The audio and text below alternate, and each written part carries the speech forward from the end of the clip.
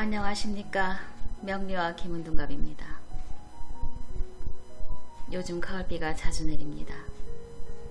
일교차도 큰 것 같고 오늘 아침은 마치 초겨울인 양 입고 있는 옷이 무척 얇아진 듯한 추위가 엄습하더군요. 어쩌면 겨울이 우리가 생각하는 것보다 더 가까이에 와 있는지 모르겠습니다. 다들 건강에 주의하시기 바랍니다. 지난 시간에는 천건과 지지에 관한 간단하게나마 이야기를 해보았습니다. 이번 시간에는 전에 약간 언급했듯이 오기와 오상에 대해 알아보도록 하겠습니다. 오기는 목화 토금수 이 5가지의 기운을 얘기한다고 하였습니다. 그러면 오상은 무엇을 의미할까요? 다음에 이제 나오겠지만 오상은 이제 그 기운 5가지의 기운을 사람에게 인용하여서 정리해 놓은 이제 어떠한 의미를 담은 것이라고 생각하면 되겠습니다. 그러면 지금부터 시작하겠습니다.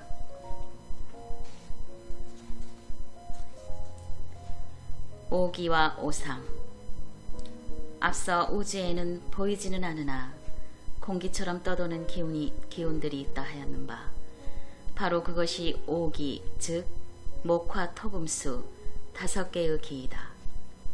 이번에는 이들이 가지는 각각의 성질에 관해서 알아보기로 하자. 오기 중에 가장 먼저 목의 성분으로 분류되는 기, 즉 에너지는 인상으로 비유하자면 인에 해당하고 사람의 장기로 치면 간에 해당한다. 간은 의학적으로 보더라도 시력, 즉 안과적 질환과 피로, 정신, 신경계통의 영역을 주관하며 인이라 함은 인자하고 어진 성품을 말하는 것이다. 또한 나무는 쉼없이 위로 뻗어 올라가는 습성이 있으므로 사람도 어린아이를 자라나는 새싹에 비유하는 것처럼 희망이나 지구력 또는 쉽게 좌절함이 없는 강인한 정신력으로 간주되는 편이다. 목의 기운을 나타내는 천간으로 갑과 을이 있다. 갑은 나무다. 그 중에서도 큰 나무, 오래된 나무와 나무의 일반적인 성질 중에서도 위로 뻗어 자라나는 모습은 마치 인간의 지칠 줄 모르는 욕망을 담았다 하여 갑을 미래지향적이라고 보았다. 천간의 첫 번째였어일까? 설령 그것이 맹렬하지는 않다 하더라도 갑은 뒤지고 싶지 않은 경쟁 심리 구조에서 결코 자유롭지 못하다. 그러므로 자존심을 지키기 위해서라도 열심히 노력하지 않으면 안심할 수 없고 혹은 그것이 심리적인 면에서 강박으로 변질될 우려도 없지 않지만 어쨌거나 갑의 오직 앞만 바라보고 매진하는 습성은 결과적으로 사회적 성공률이 높는데 한몫한다는 것만은 사실이다. 지나간 일에 별반 끄달림이 없고 오직 다가올 내일의 아침을 맞을 준비로 분주할 뿐 그래서 늘 갑은 활기가 있다. 여기서 이제 갑에 대한 이제 오기로서는 목에 해당하고 기운으로서는 목에 해당하고 오상으로서는 그러니까 인간의 어떠한 그 인간에게 있는 성질이나 인상으로 이제 비두를 하자면 인에 해당한다고 했습니다. 어질인자입니다. 그래서 어진 사람을 얘기한다. 이제 그렇게 생각하면 되겠고요. 또 우리가 의학적으로 보면은 이제 인체의 장기로 보자면은 이제 간에 해당한다 하였습니다. 간은 시력과 아주 인연이 있죠. 연관이 있죠. 그러니까 시력과 안과적 질환 그런 것과 관계가 있다는 얘기를 하고 있습니다. 그리고 그것은 이제 신경계통을 주관하면서 정신적인 어떠한 정신력이나 어떠한 그 정식 분석학적인 어떠한 심하면 또 질환을 앓을 수도 있고 정신적인 어떤 분열을 일으킬 수도 있고, 그래서 이제 사주를 풀면 운에 따라서 굉장히 이제 상이한 결과를 가져올 수 있다. 그런 것이죠. 그래서 이제 목을 나타내는 이제 우리가 앞서 다루었던 천간으로는 갑과 을이 있습니다.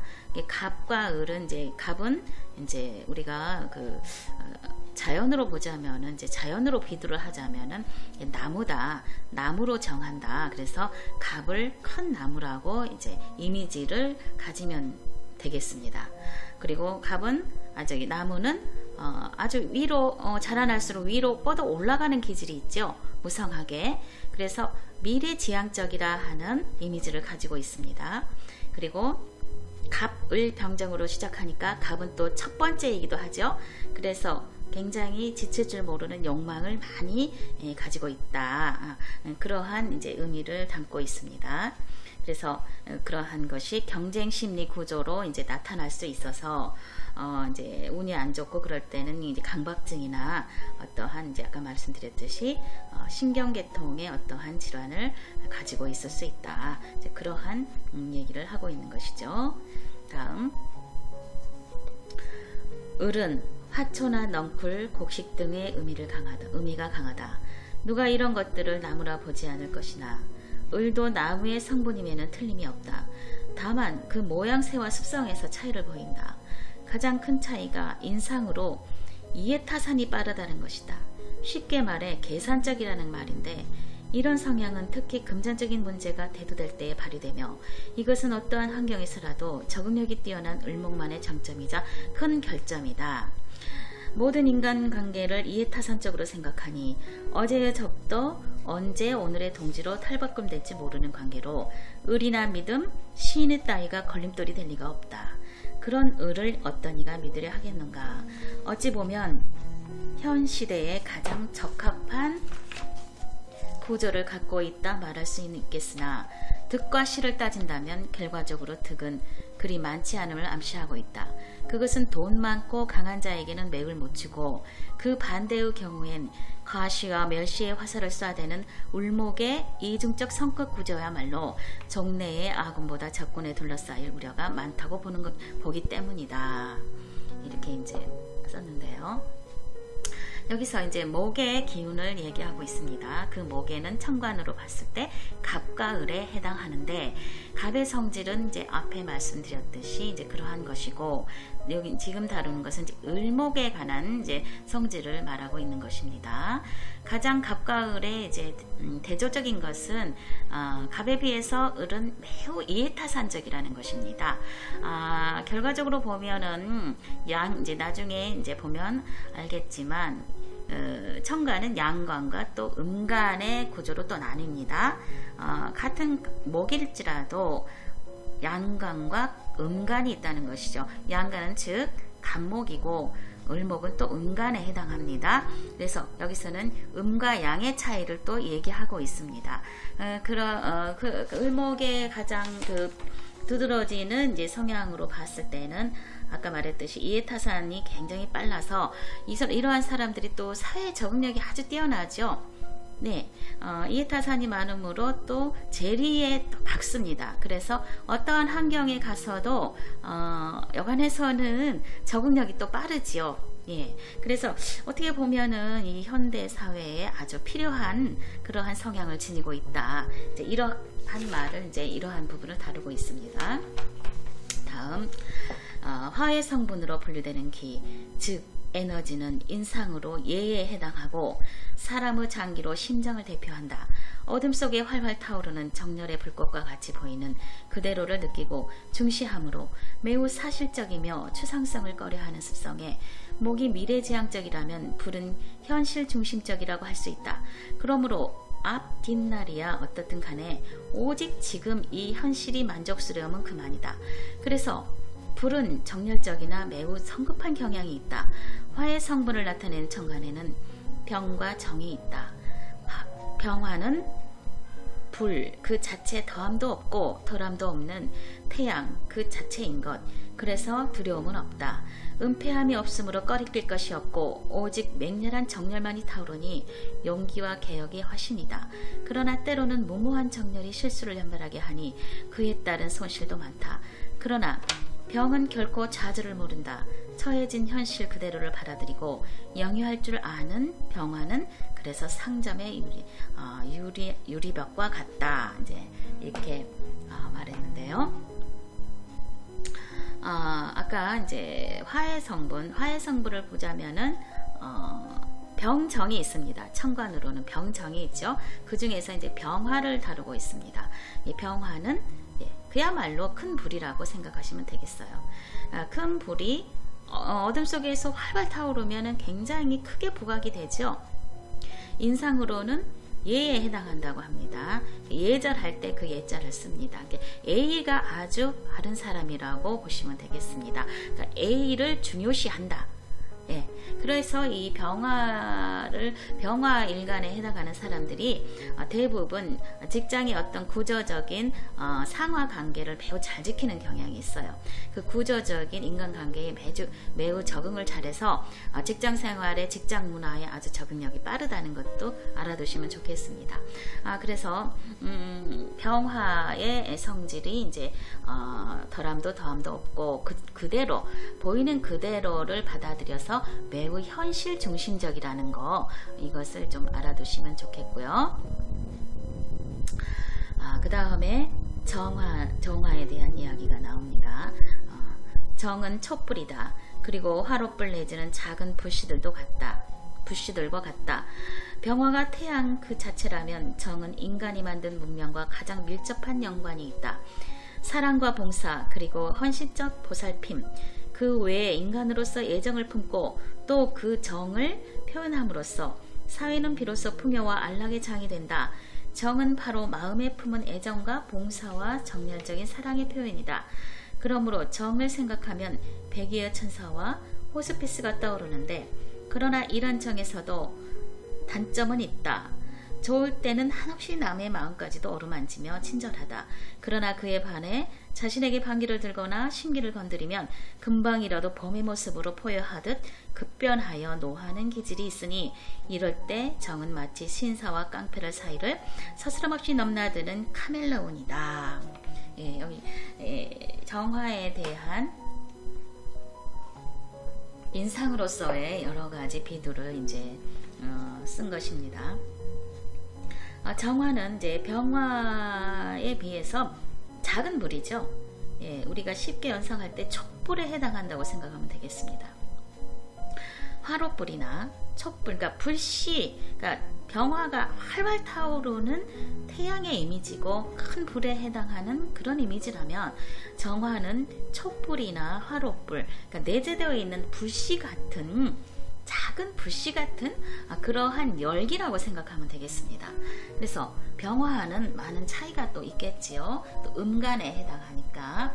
그래서 인간으로서의 애정을 품고 또 그 정을 표현함으로써 사회는 비로소 풍요와 안락의 장이 된다고 하였습니다. 그래서 이게 정화를 보면은 굉장히 친화적인 사람이 많습니다. 사회에서 인간관계나 연을 맺음에 있어서 매우 그 안락한 분위기, 그러니까 화기애애한 분위기를 많이 가지고 있어요. 그러면서도 호불이 너무 이렇게 정확해가지고 자기한테 우호적인 사람한테는 굉장히 친절하고 좋습니다. 그런데 자기를 반대하는 반대파에게는 굉장히 또 냉혈한 인간처럼 아주 쳐내버리는 그러한 아주 그 극단적인 그러한 모양새를 가지고 있다. 그렇게 생각하면 되겠죠. 다음, 토기의 성분을 품은 에너지는 인상이 신에 해당하고 사람의 오장육부 중 대체로 위장에 비현된다. 중앙, 중심, 가운데와 같이 중심 균형의 의미가 강하다. 따라서 중앙이란 말에서 느껴지는 것처럼 그것은 다분히 여러 요소가 가미된 듯한 뉘앙스를 풍긴다. 이것저것이 뒤섞여 제 색이 무엇인지도 모르는 상태, 튀지 않으니 표가 안 나 안정감을 주기도 하지만 자칫 회색 분자라는 오명을 쓰기도 쉽다. 그러므로 토를 오기의 공통분모라고 한다. 그래서 토는 포용하는 기술도 다분하다. 토의 기운을 나타내는 천간으로는 무와 기가 있다. 무는 묵묵히 선 오랜 시절의 고산이라고나 할까. 왠지 고독해 보인다. 그러나 그것은 다만 산 아래 사는 무사람들의 편견에 불과한 것. 산은 늘상 그곳에서 요지부동으로 존재할 뿐이다. 누가 뭐래도 스스로 고독이라 하지 않으며 그런대로 즐기고 있다. 그런 고고한 모습이 일견 교만하고 도도해 보이기도 하겠지만 그런 편향된 시선에서도 아랑곳하지 않고 그저 산은 묵묵히 오르는 사람을 기다리고 맞는다. 그러다가도 어떤 정점에 다다르면 갑자기 와르르 꽈당 천지를 뒤흔드는 폭발이 내부로부터 일시에 일어나니 그럴 때는 스스로 끝맺을 때를 기다리는 것이 최선이다. 오랜 인고의 기다림이 시간을 스스로 영위할 줄 아는 무토야말로 가장 든든한 버팀목이다. 그래서 여기까지 무토에 대한 얘기가 이제 다루어지고 있는데요. 한마디로 토의 성분을 가장 많이 가지고 있는 게 이 무토입니다. 우리가 토를 쉽게 얘기했을 때 토 그러면 땅, 대지를 의미한다고 생각하시면 되겠죠. 그 대지를 우리가 생각할 때 어떤 것이 연상이 됩니까? 이 대지는 많은 것을 품어준다는 그러한 이미지를 많이 가지고 있죠. 어머니의 품같이 포근하면서 많은 것을 포용해서 받아들이는 그러한 우리 인간이 살아가는 토대가 되는 땅과 대지, 그러한 것들을 연상하면 되겠습니다.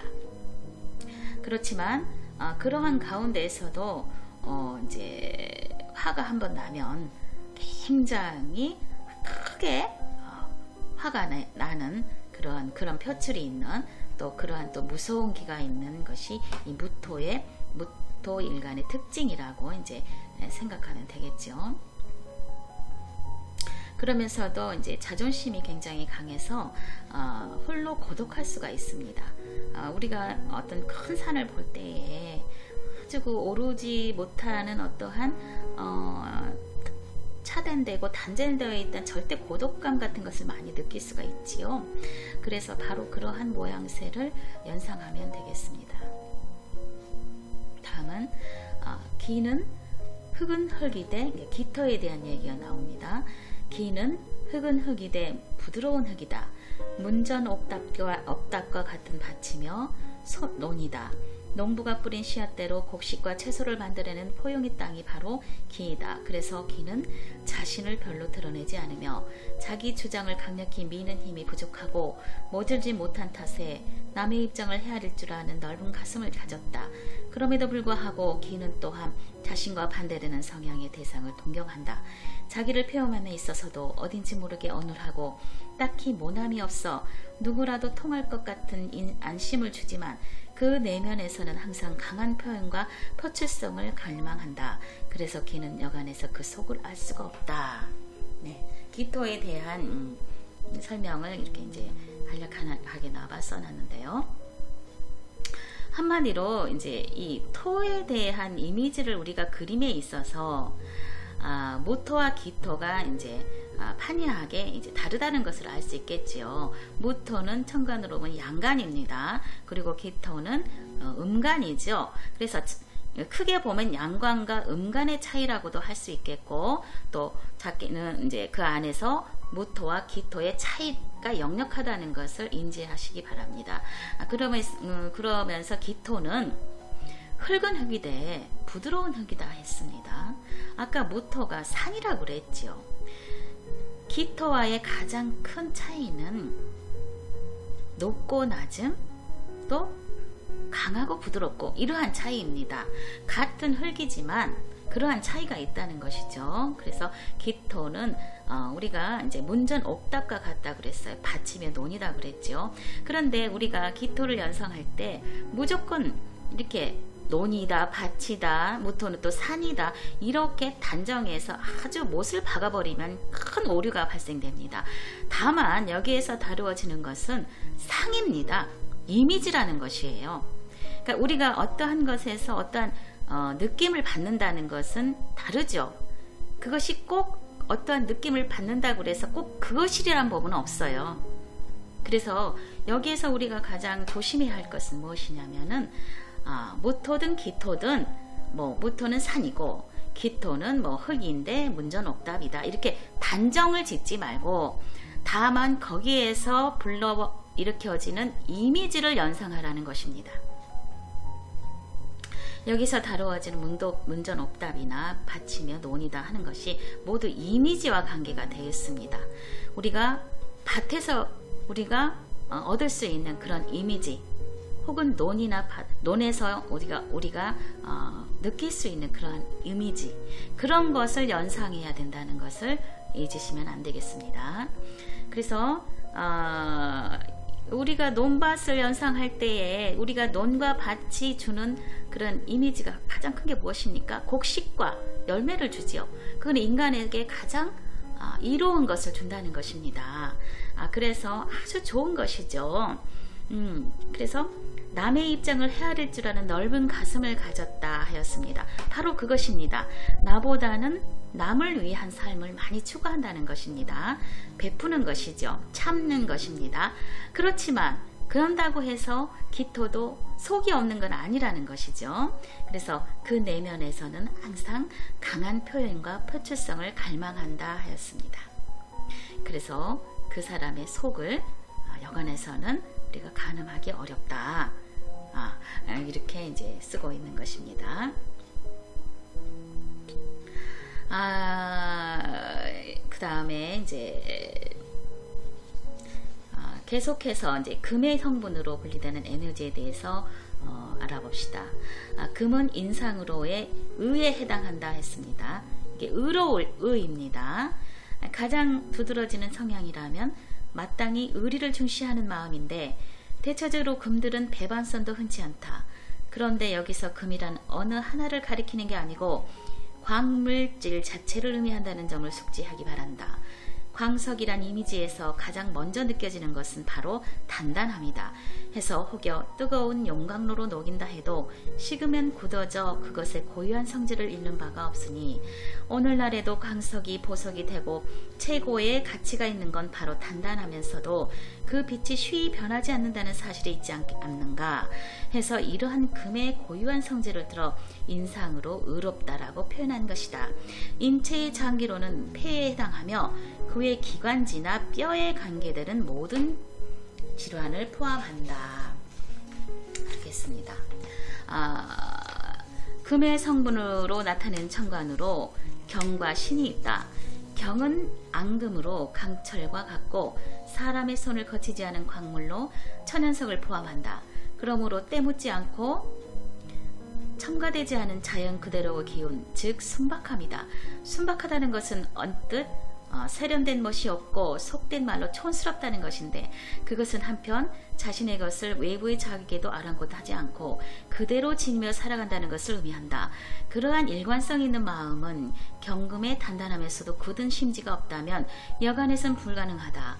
해서 경은 사심이 없을 뿐더러 내면에 천진함마저 숨어 있으니 그렇기 때문에 오히려 잘 속을지 모르는 약점도 갖고 있는 것이다.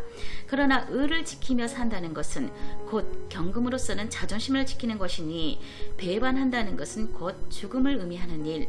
의리에 죽고 의리에 산다. 사나이 가는 길에 배반이라는 건 없다. 이것이 바로 경금의 슬로건이다. 그래서 경은 자칫 고집센 독불장군으로 오인되기 쉬운 단점도 가졌다. 네, 그렇게 했습니다. 여기까지 이제 경금에 대한 이제 오기로서 금기와 금기 중에 천간으로서 경과 신이 있는데 그 중에서 이제 경금까지 이렇게 알아본 것이죠. 네, 설명을 하자면 간단히 말해서 이 금이라는 성분은 매우 단단한 이미지를 가지고 있습니다. 단단하니까 여간에서는 깨지지 않겠죠. 그러면서 그 단단함이 변절하지 않는다는 또 의미를 가지고 있어요. 강인한 사람일수록 변하지 않죠. 옆에 주위에서 뭐라고 해서 그 자신의 길을 꺾는다든가 이러지 않습니다. 그래서 그 단단함이 혹여 뜨거운 용광로로 녹인다 해도 식으면 굳어져 그것의 고유한 성질을 잃는 바가 없으니 이렇게 했어요. 그러니까 혹여 어떠한 상황이 돼서 자신의 모양새를 흐트러지다 하더라도 결과적으로 보면 그 본질은 여전히 금이라는 것입니다. 그만큼 의롭다는 것이에요. 배반성, 그러니까 의롭다는 것은 배반성이 없다는 것을 의미하는 것이죠. 그래서 금의 가장 두드러진 인상으로 보면 의롭다는 의자를 쓰는 것입니다. 그리고 이제 장기로서는, 인체의 장기로서는 폐에 해당하며 기관지나 뼈나 관절에 해당한다 했습니다. 그리고 경금은 특히 이제 금의 순수성을 많이 가지고 있죠. 원광석과 같습니다. 그러니까 앞으로 이제 신금에 대해서 나오겠지만 이 경금은 이제 정제되지 않은, 그러니까 만들어지지 않는 금의 고유한 성질, 말하자면 우리가 이제 산에서 광석을 캔다고 합시다. 그러면 그 광석 그 자체는 경금에 해당합니다. 그러면 신금은 무엇이겠습니까? 신금은 이제 공장으로 가지고 가서 연마를 해서 어떠한 이제 귀중품으로 이렇게 물건으로 화돼서 나오는, 바로 그것을 신금이라고 하는 것입니다. 그런 큰 차이가 있는 것이죠. 그러므로 경금은 매우 순수하겠죠. 예, 광석 그 자체니까 목과 이렇게 만들어지지 않으니까요. 만들려면 또 다른 어떠한 요소가 또 가미가 돼야지 또 어떠한 모양새로 또 나오지 않겠습니까? 그렇기 때문에 이 경금은 어떠한 모양을 갖추지 않은 순수 그 자체 광물질이라는 점에서 매우 순수성을 가지고 있다. 또 다시 말하면 순박하다는 말도 맞겠죠. 그래서 자존심도 강하고 또 배반성이 없고 또 의리에 죽고 의리에 사는 을한, 어떻게 보면은 그 남자다운 기질이 아주 강한 것이 바로 이 경금의 성질입니다. 예. 다음에 이제 신금으로 들어갑니다. 신은 같은 금이라 해도 경금과는 확연히 다르다. 경금이 가공되지 않은 자연석 그대로라면 신금은 이미 가공되어져 상품화가 된 보석이나 액세서리 같은 것이라고는 할까? 촌티와 순박성이란 찾아볼 수 없고 세련미가 철철 넘치는 요새말로 엣지 있는 맵시를 자랑한다.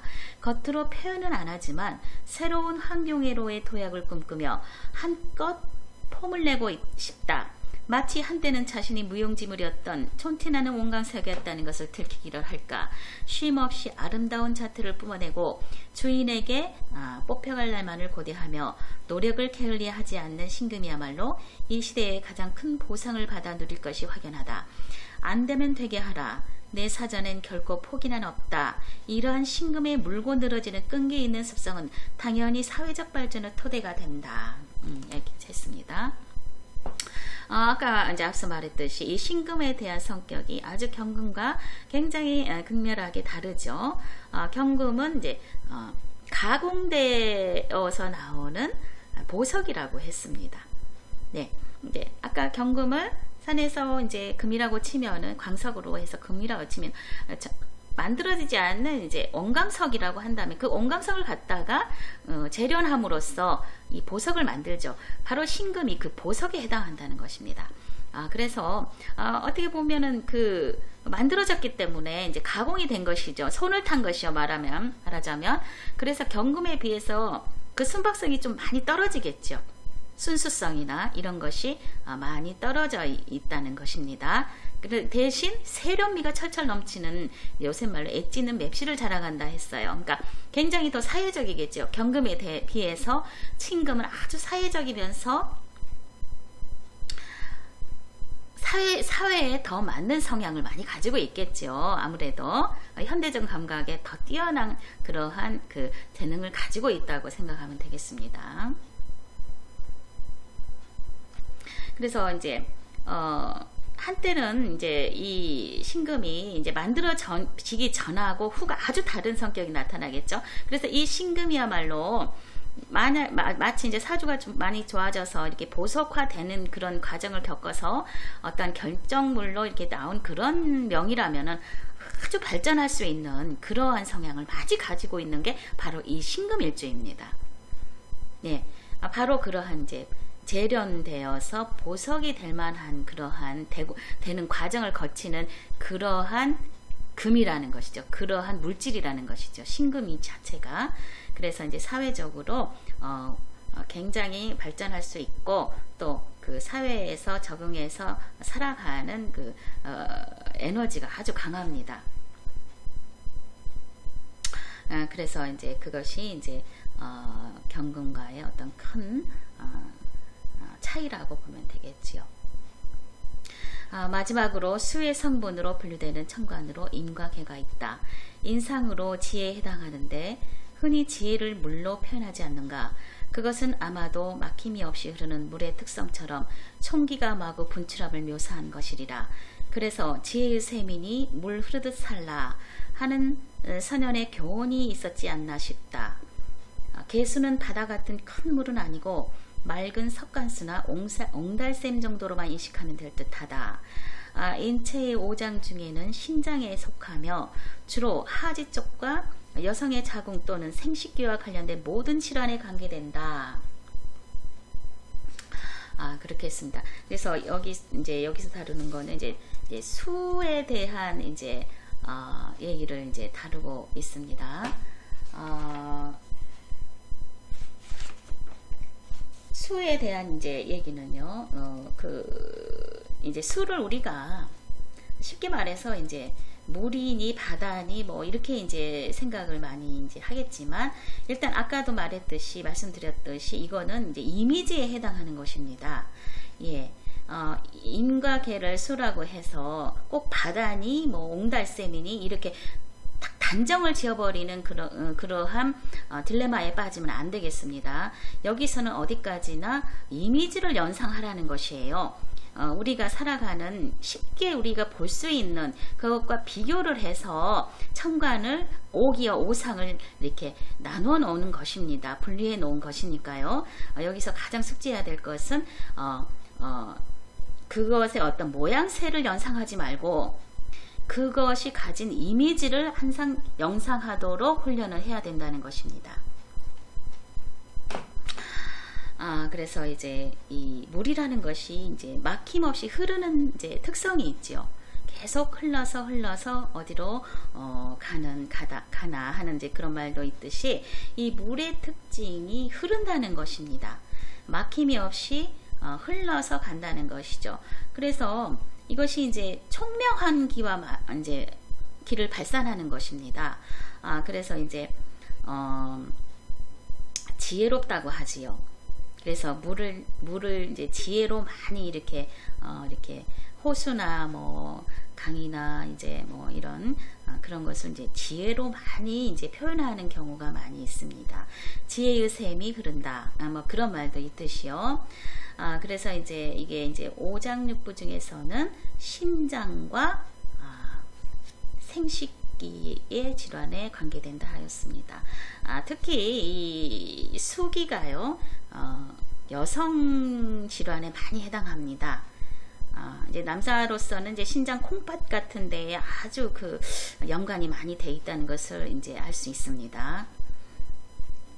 그러면서 이제 수의 성분에 천간과 이제 나누어서 천간에 이제 오기로 보면 수고, 천간에는 이제 임과 계가 있다고 했습니다.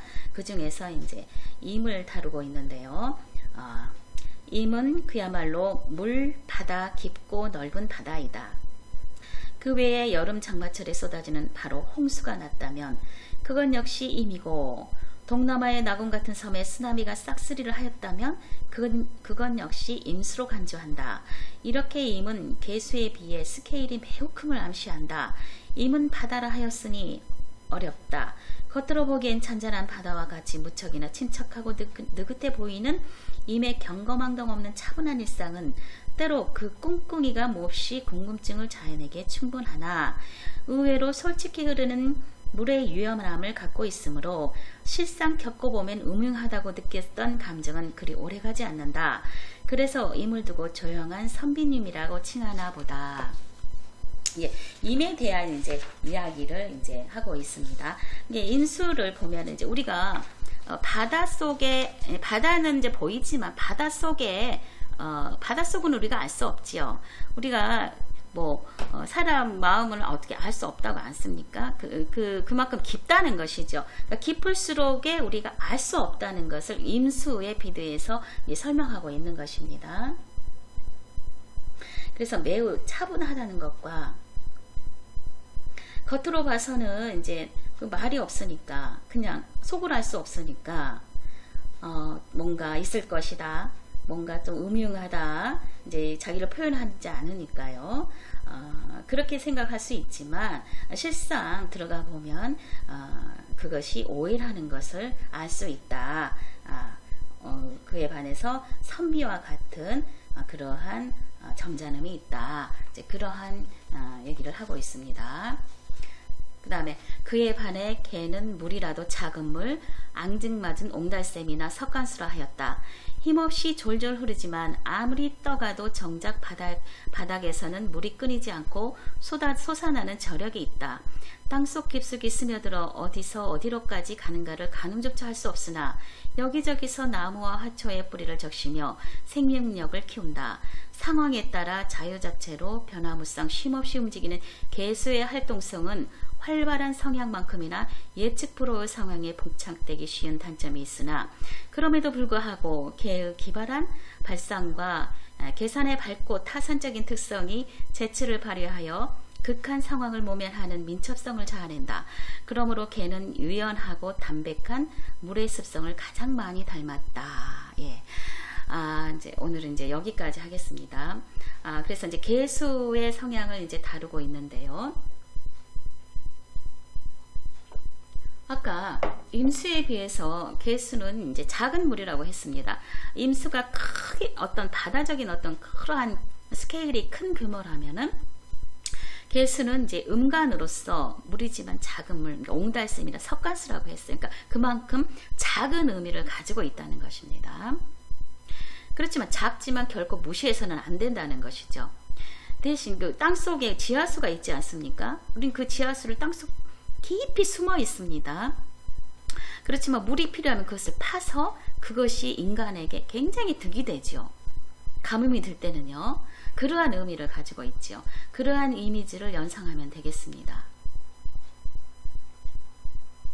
그러면서도 이제 어떠한 그 상황에 이제 닿았을 때에 굉장히 재치가 있고, 또 아까 이제 음간들의 특징이 이제 대부분 나왔는데 굉장히 계산에 밝고 타산적인 특성이 있다고 하였습니다. 이제 세상을 살아가려면 오히려 이러한 성향들이 매우 필요하죠.